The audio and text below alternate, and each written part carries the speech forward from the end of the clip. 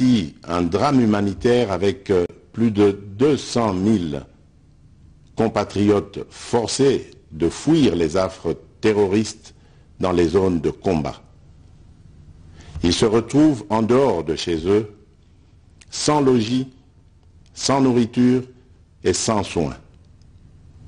Des instructions précises ont été données au gouvernement pour leur rassemblement et leur prise en charge. Au-delà de ces efforts, j'en appelle à un élan général de solidarité pour alléger leur fardeau. Certes, cette situation n'est pas nouvelle.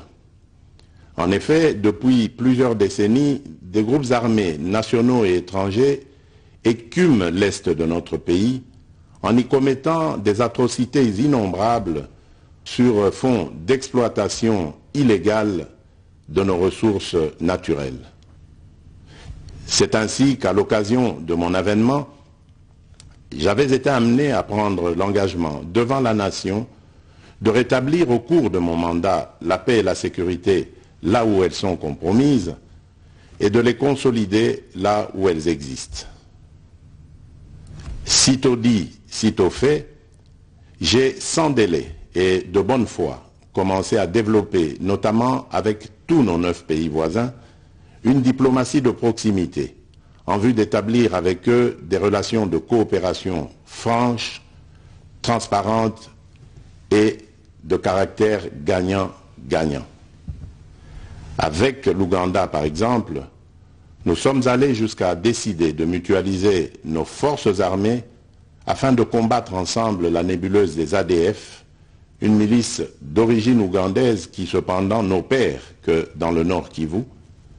Et aussi nous avons lancé 2 projets de construction de routes transnationales. Avec le Rwanda, un mémorandum d'entente a été signé dans le commerce de l'or avec une entreprise nationale. Une ligne aérienne a été ouverte à la compagnie nationale rwandaise dans notre pays et un accord de non-double taxation a été signé. Malgré cela, ce pays va nous surprendre en réactivant les terroristes du M23.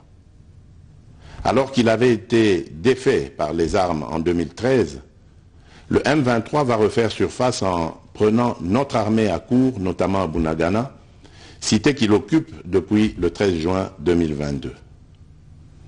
En effet, sous la fallacieuse accusation de soutien des FARDC au FDLR, le Rwanda a en réalité des velléités expansionnistes, avec comme intérêt principal l'appropriation de nos minerais, et pour ce faire, il s'active à déstabiliser l'Est du Congo pour créer une zone de non-droit en vue d'assouvir ses appétits criminels.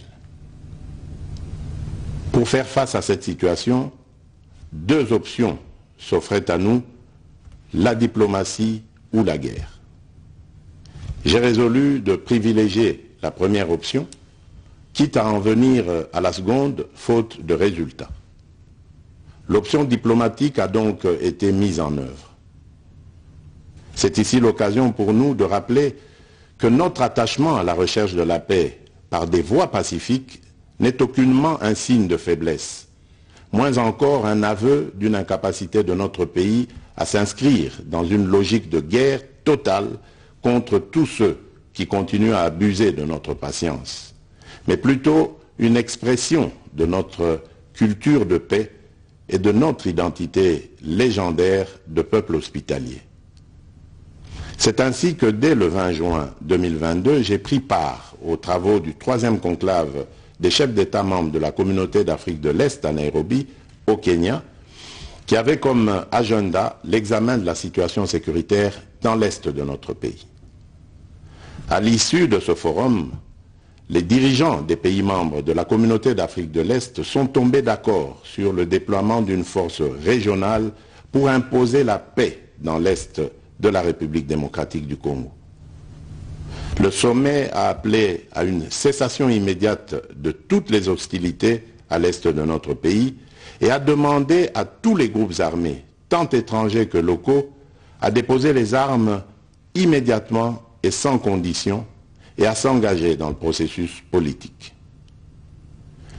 Le 6 juillet 2022, j'ai accepté de rencontrer à nouveau le président du Rwanda, cette fois à Luanda, sous l'égide du président João Lourenço, sous couvert de la conférence internationale des régions des Grands Lacs africains, la CIRGL. Il en est sorti une feuille de route qui stipule entre autres objectifs normaliser les relations politiques et diplomatiques entre la République démocratique du Congo et le Rwanda.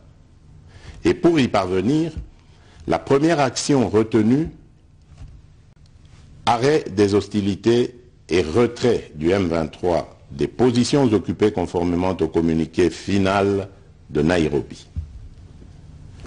Une fois de plus, aucune avancée sur le terrain de la paix attendue par notre population n'a été observée. La dernière activité diplomatique en date a été la rencontre avec le président Paul Kagame autour du président français Emmanuel Macron et à l'initiative de ce dernier en marge de l'Assemblée générale des Nations unies à New York.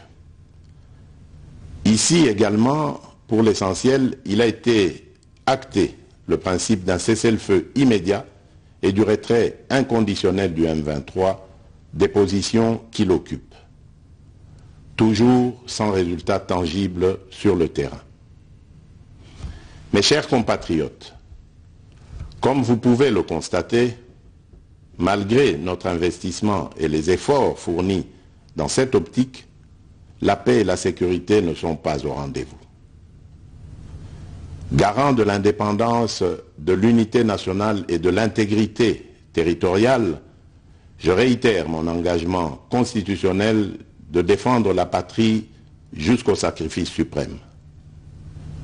Mes très chers compatriotes, ne doutons jamais qu'ensemble réfléchis et engagés, nous puissions changer le monde.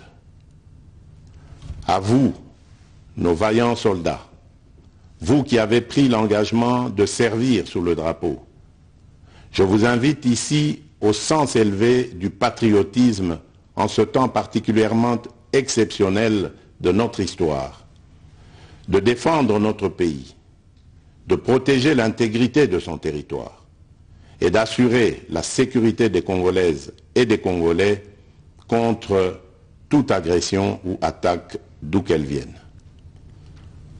À vous, mes très chers compatriotes, la guerre qui nous est imposée par nos voisins exige de chacun de nous des sacrifices. C'est le moment de taire nos divergences politiques pour défendre tous rassemblés notre mère patrie. Notre histoire et notre marche commune ont sans cesse démontré que loin de s'effondrer, notre nation et son peuple ont toujours relevé ce genre de défi et nous en sommes toujours sortis victorieux. Restons tous unis et solidaires derrière nos forces de défense et de sécurité. La situation actuelle, loin de nous affecter, n'est qu'une épreuve de plus que nous allons surmonter pour raffermir davantage notre unité. Au-delà de tout clivage politique, idéologique, religieux et tribal, la défense de la mère patrie est le seul objectif qui doit nous unir en ce moment. Le pays nous appelle. La nation a besoin de l'engagement de toutes ses filles et de tous ses fils. Je vous appelle à ne pas céder aux propos xénophobes et autres discours de haine ou de stigmatisation des communautés rwandophones, dont l'asservisseur se sert pour faire du chantage et de la manipulation. Tout acte allant dans ce sens sera sévèrement puni.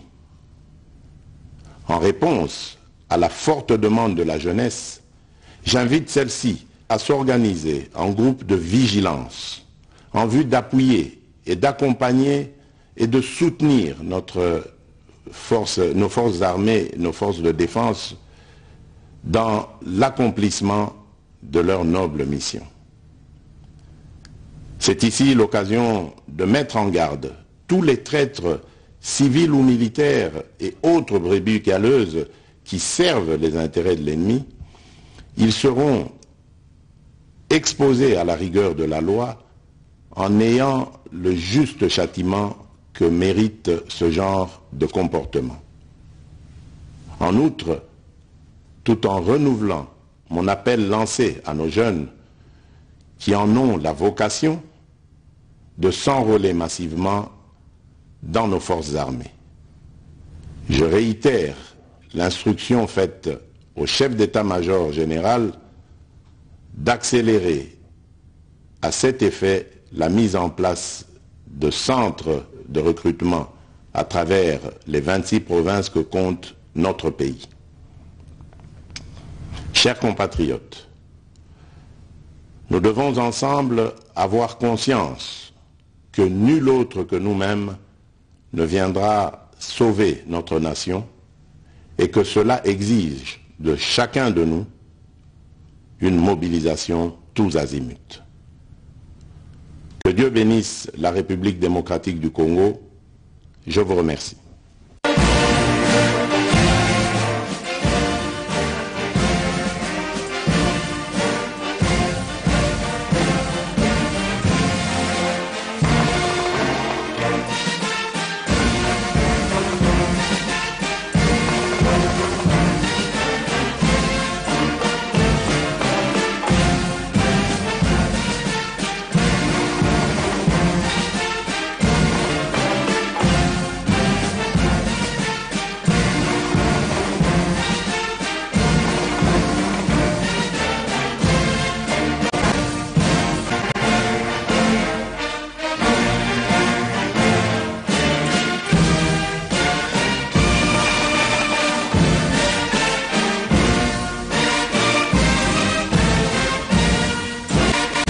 En rapport avec la situation sécuritaire dans sa partie au contexte Congolaises, Congolais, mes très chers compatriotes,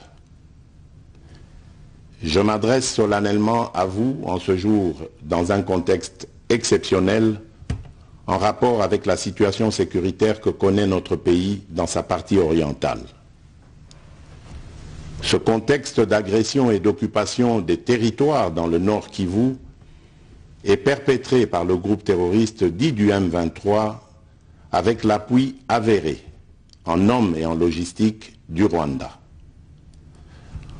Au moment où je fais cette adresse, nos agresseurs occupent certaines localités dans le territoire de Rutshuru, occasionnant ainsi un drame humanitaire avec plus de 200 000 compatriotes forcés de fuir les affres terroristes dans les zones de combat. Ils se retrouvent en dehors de chez eux, sans logis, sans nourriture et sans soins.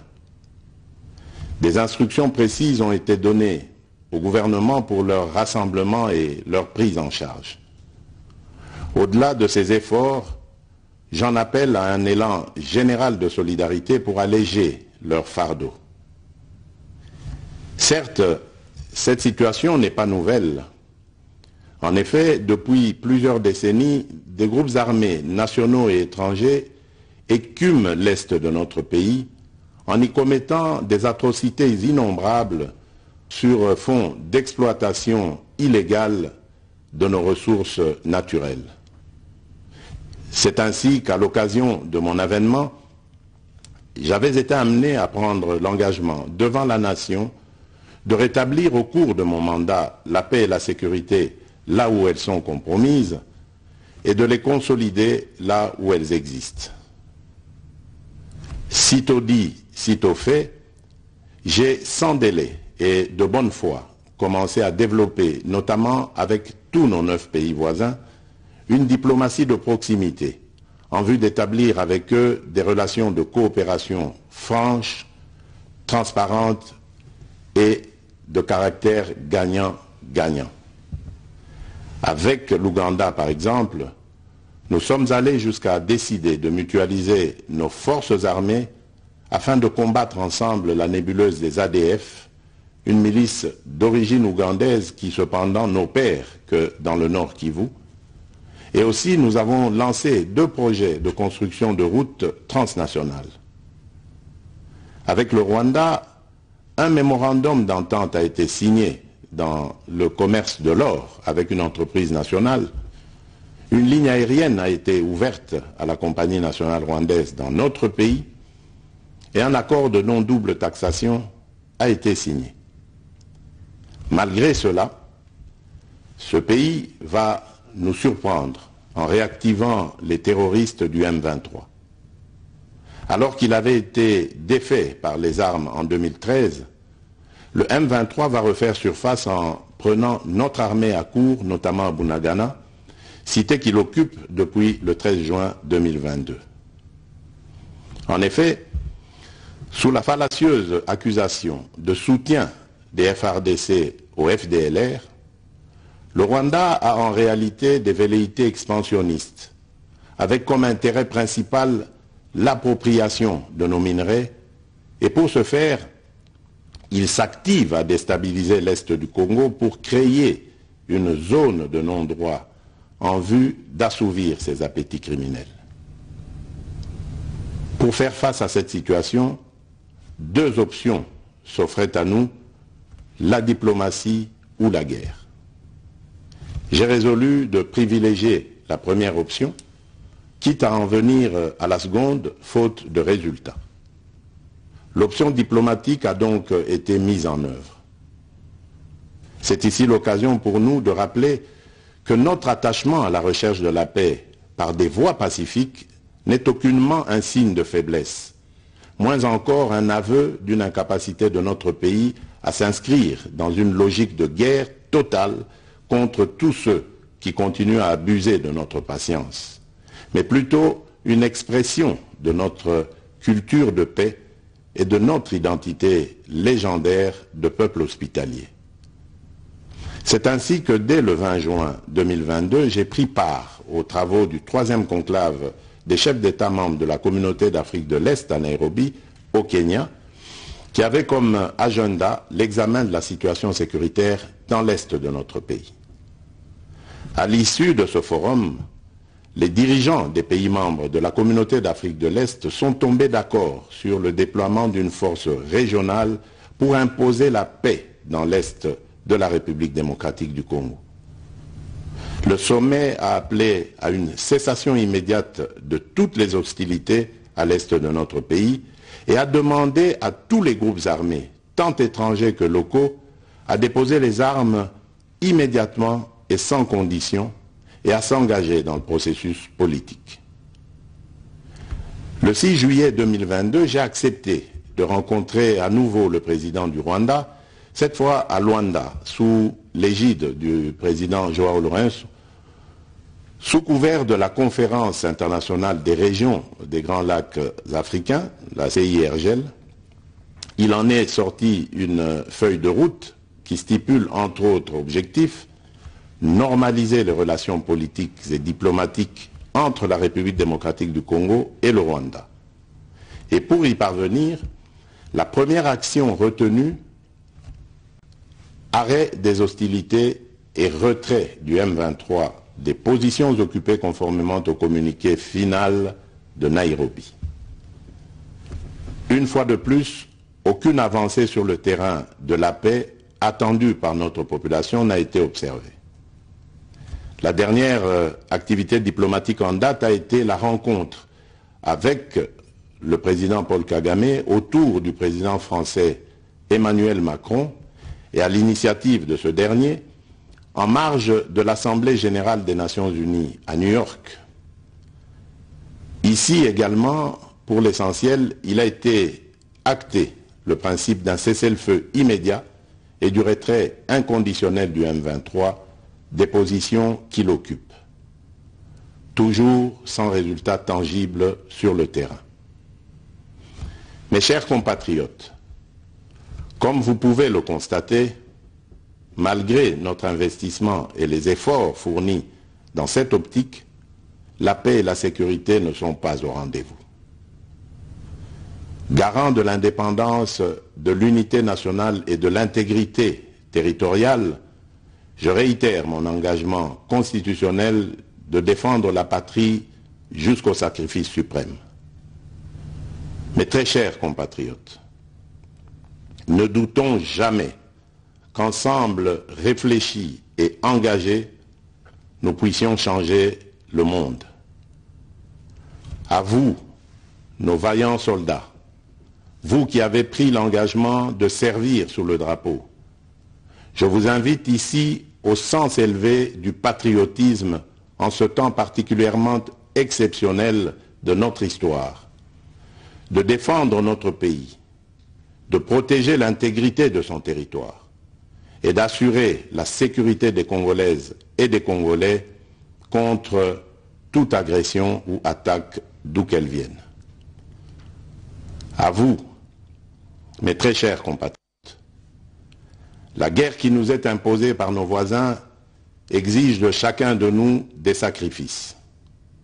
C'est le moment de taire nos divergences politiques pour défendre tous rassemblés notre mère patrie. Notre histoire et notre marche commune ont sans cesse démontré que loin de s'effondrer, notre nation et son peuple ont toujours relevé ce genre de défi et nous en sommes toujours sortis victorieux. Restons tous unis et solidaires derrière nos forces de défense et de sécurité. La situation actuelle, loin de nous affecter, n'est qu'une épreuve de plus que nous allons surmonter pour raffermir davantage notre unité. Au-delà de tout clivage politique, idéologique, religieux et tribal, la défense de la mère patrie est le seul objectif qui doit nous unir en ce moment. Le pays nous appelle. La nation a besoin de l'engagement de toutes ses filles et de tous ses fils. Je vous appelle à ne pas céder aux propos xénophobes et autres discours de haine ou de stigmatisation des communautés rwandophones, dont l'asservisseur se sert pour faire du chantage et de la manipulation. Tout acte allant dans ce sens sera sévèrement puni. En réponse à la forte demande de la jeunesse, j'invite celle-ci à s'organiser en groupe de vigilance en vue d'appuyer et d'accompagner et de soutenir nos forces armées, nos forces de défense dans l'accomplissement de leur noble mission. C'est ici l'occasion de mettre en garde tous les traîtres civils ou militaires et autres brebis galeuses qui servent les intérêts de l'ennemi. Ils seront exposés à la rigueur de la loi en ayant le juste châtiment que mérite ce genre de comportement.